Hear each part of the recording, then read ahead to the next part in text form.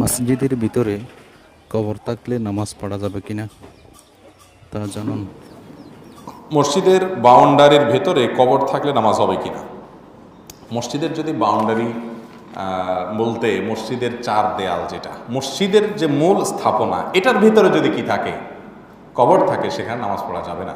নবী করিম সাল্লাল্লাহু আলাইহি ওয়াসাল্লাম হাদিস থেকে স্পষ্টভাবে আমরা নিষেধাজ্ঞার কথা জানি যে এমন জায়গা নামাজ পড়বে না যেখানে কবর আছে, অর্থাৎ কবরকে নামাজের জায়গা বানাবে না।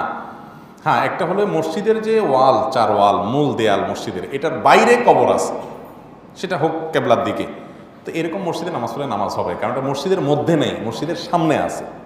বুঝতে পেরেছেন?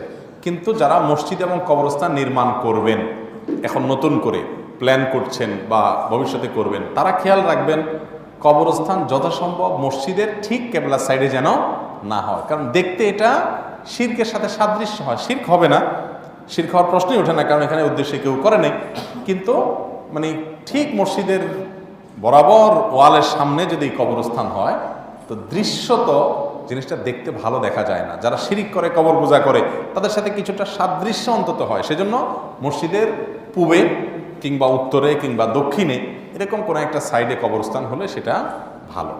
কথা কি বুঝাতে পারছি? কিন্তু এর মানে এই না আবার যে পশ্চিমের সাইডে কবর থাকলে কি হয়ে যাবে, শিরিক হয়ে যাবে, নামাজ হবে না, এটা এরকম না।